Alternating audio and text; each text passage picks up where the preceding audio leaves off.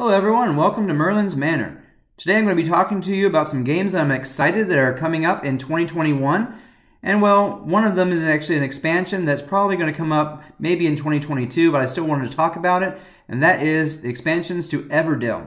Now these are rumored to be the last couple expansions that are going to come out, and I just can't wait to get my hands on these games. I enjoy the base game and the expansions that are out so far that I've played, and I'm just really excited about the new ones.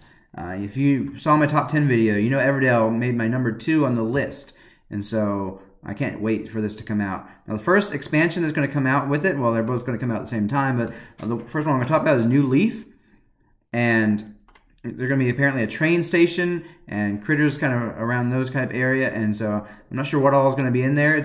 I'm looking forward to find out how they're going to work that train station in there. And then there's Everdell Mistwood, which is actually going to have a new character that's going to be a Automa of sorts, a Nightweave, where you're actually going to play against it like a regular human player, playing right along with you, and you can play along with it with 1, 2, and 3 players. And so it's going to be interesting to see how they work that out, where it's not just like Rugwort, where you're going up against a player and kind of different rules there, and you're going to be able to have this player right along with you, and so that's kind of cool. And then of course there's going to be the big box that everybody's been waiting for, so that you can get all of your collection in one box alone. And so looking forward to that coming out as well. So that is Everdell, the new expansions. They're going to be talking about it on March 9th. That may be when the Kickstarter is starting, or it may just be when they go into more details and tell us when the Kickstarter is going to come out. I'm looking forward to that announcement on March 9th, so be looking for that if you are into Everdell. The next one I want to talk about isn't one that I personally am planning on backing, just because it's a one-player game, and I usually focus on board games that I can play with other people, especially my wife and my family at home as well. And since I can't play this with my wife, I'm probably not going to go ahead and get this game. But as I looked at it, it is an awesome looking game. And it's called Batman, The Dark Knight Returns, the game. And you can get in on this with 2 different pledge levels. You've got the $60 level for if you just want the base game, or if you want to go all in on the deluxe edition, it's $99. And I really like how they did this, because sometimes there's games that you're like, well, I would buy that one, but it's got all this extra stuff in it that's going to raise up that price, and it may turn you off of buying that game if you didn't want to spend that much money on it. But then again, there's some people that would want to just go ahead and go all in and get all those types of things, and they don't want to miss out on those and have the lesser stuff because others want it. And so here you have the chance to, well, if you just want the basic game with the standees, then you can go ahead and get the $60 version. But if you want the deluxe edition, you know, all the miniatures, you can go in and get $99 and you get all of that. Let's take a quick look at what's on their page here. It's a solo game, as I said. And here are some of the components that you got. They got really kind of cool Batarangs dice here, Batarang dice that are cool. And you got dice for all the different characters. Each have their own little dice there. And you got a bunch of tokens, standees. This is for, of course, the base game. You're going to have these. And then you got a bunch of cards. Now the game takes place over 4 stories, and you're gonna what you do in one story will affect what's going to go on in the next stories. If you leave certain side missions behind and different people on the board, then those are going to affect you in the later stories, and so you want to be careful to not leave those behind. It's kind of interesting concept they got going on there. And then of course here's the deluxe edition. You get a special game box. And then you got all these different miniatures. And so that's cool if you want to have all of those going. And of course, you can check out all of this on their Kickstarter page.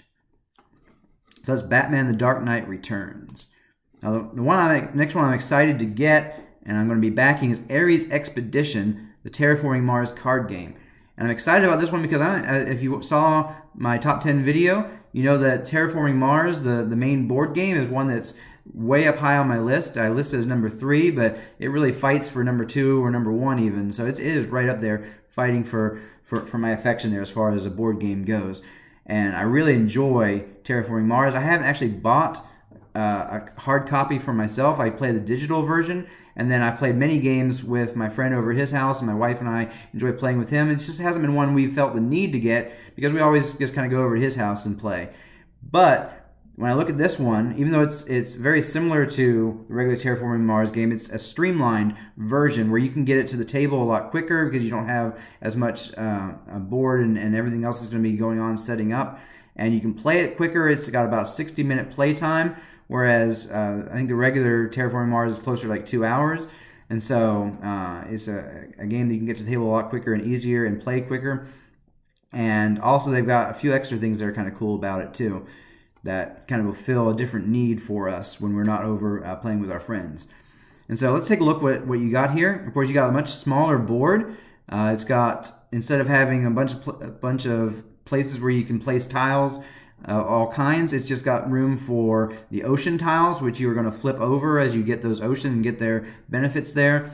And you've got your temperature, and you've got your oxygen level, and of course your terraforming rating, which is going to go up just like in the regular Terraforming Mars, which also gives you that money production and all that going on.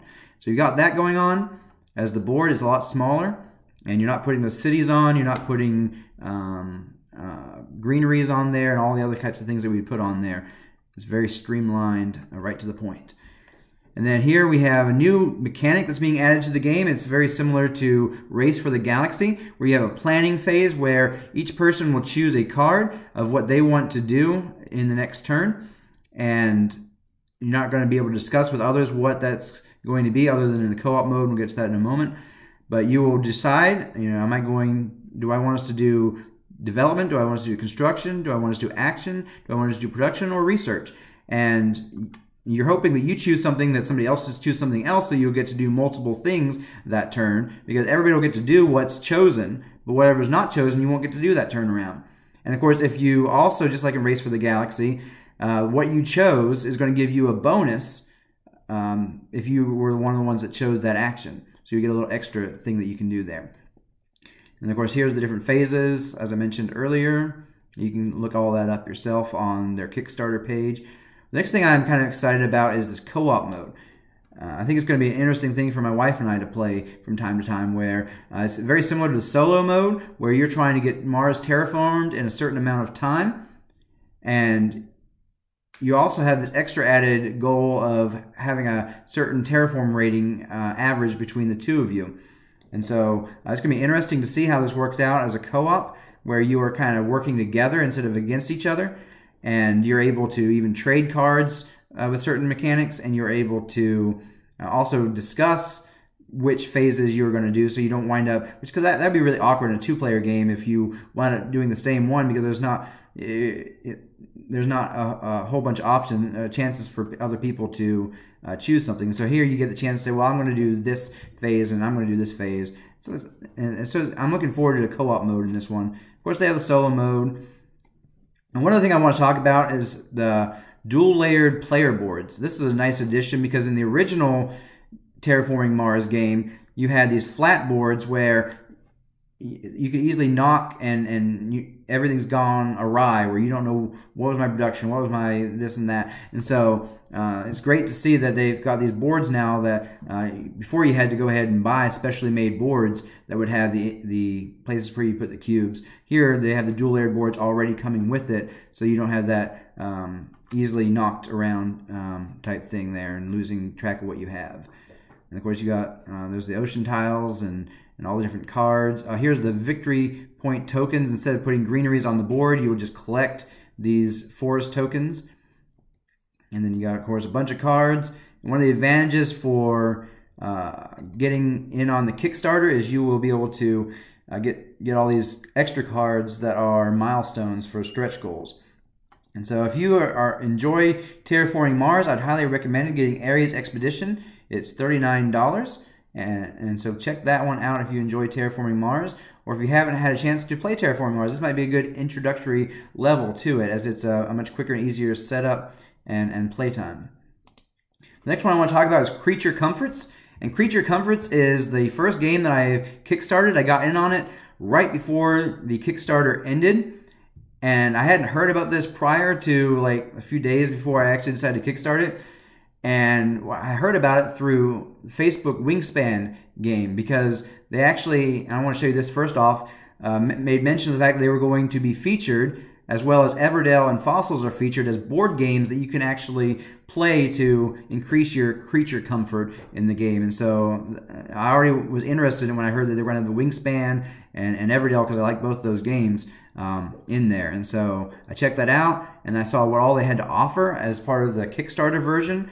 And I was tempted to wait until it came out in stores, especially since I hadn't ever Kickstarted something before. But then I saw all the stuff that comes in the Kickstarter version, and I was like, oh, I just got to get the Kickstarter version, especially since the game itself looks great. It looks like one that my family is going to really enjoy as well. And so let's take a look at what's all in here with creature comforts.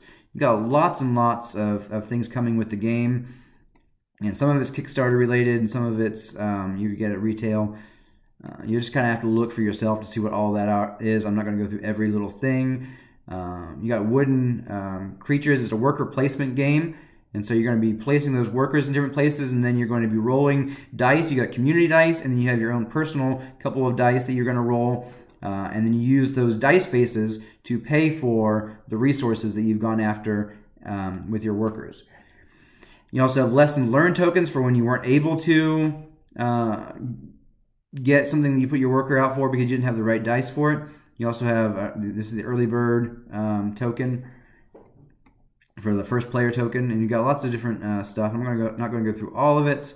Just going to kind of scroll down here for a moment. You got extra cards that came in with the stretch goals. Here's a nice wooden worm if you get in the Kickstarter version. Instead of the cardboard, you have a wooden first player token. You also get the almanacs are wooden instead of the cardboard ones, wooden wheelbarrows instead of the cardboard ones if you're in the Kickstarter version. Here's those board game cards I was talking about earlier. You also, if you get the Kickstarter version, you'll get 20 lessons learned. By the way, you can still Kickstart this for an extra about $5 from what the original Kickstarter price was. And so, don't be too thrown off by the fact, oh, I missed out on all this. You still have a chance. I don't know how long you'll have a chance, but you do still have a chance to go ahead and hit that pre-order button. And you hit that pre-order button, will come here. Instead of it being 59 Canadian dollars, it's 64 Canadian dollars. And for US dollars, the original came down to around $45, $46, something like that, US dollars. And so you're going to look around about 50 US dollars or 64 Canadian dollars for that. These are pretty cool. Kickstarter edition only dice. It has a little paw print on it in the place of the one, I believe it is. And just more. And then also in the Kickstarter edition, part of the stretch goals is they actually have screen printed the faces on here, and looks really, faces and bodies, looks pretty cool as well. And then you can of course see the how to play. There's a great video on how to play. I'm not going to go into all that. It just the game looks amazing. And it's got some great worker placement mechanics to it. And so check that out. The last game I want to talk about is Frosthaven. And as big fans of Gloomhaven, we are, of course, excited about Frosthaven. We play with Gloomhaven with our friends, and my wife and I played Jaws of the Lion through twice, so we could play all the different classes and play all the different scenarios of Jaws of the Lion. And we are just excited and waiting for Frosthaven to come out. We didn't manage to get in on the Kickstarter because we just kind of started getting into Gloomhaven after Frosthaven Kickstarter ended. But you can still click on the pre-order button and pre-order it. Instead of $100, it is $130. You got that $30 raise there because you didn't get in on it in the Kickstarter. And so I kind of wish I'd gotten in on it sooner, but this game's got lots of content that's going to keep you entertained for a long time for that price. So it's still a great price for what you get in this game. And of course, there's going to be 6 starting classes to choose from, and you're going to have a bunch of unlockable classes as well. All the different things you expect from Gloomhaven or the Gloomhaven series. Now it's Frosthaven. You're also going to have some extra things going on where things are a little bit harsher in the wintertime. It's going to be an interesting mechanic they're adding there. I'm not sure what all that's going to look like. And of course, you got all the different tiers there. I'm not going to go into too much detail. I know there's going to be more scenarios than Gloomhaven even, which had a lot of scenarios even for itself. And so this is going to be a great game. If you enjoyed Gloomhaven, if you enjoyed Gloomhaven Jaws of the Lion, go ahead and look into this game. We are excited about it coming out hopefully in July. I know they've had some issues as far as development goes, some slowdowns, and so we're just excited about whenever it comes out. And so be looking into that game if you enjoy Gloomhaven. So that's the games I am looking forward to in 2021 and on into a little bit of 2022, maybe with Everdell. I hope you enjoyed looking into some of these games and found this very informative. Are there any games that you are excited about that are coming out? Go ahead and make a comment down there and let me know about them. I'd love to look into some other games as well to see what you're excited about. Tell us why you're excited about some of the games that you are looking forward to. As always, I hope you enjoyed this video. Hit that like button and subscribe if you want to hear more videos. And I'll catch you in the next video.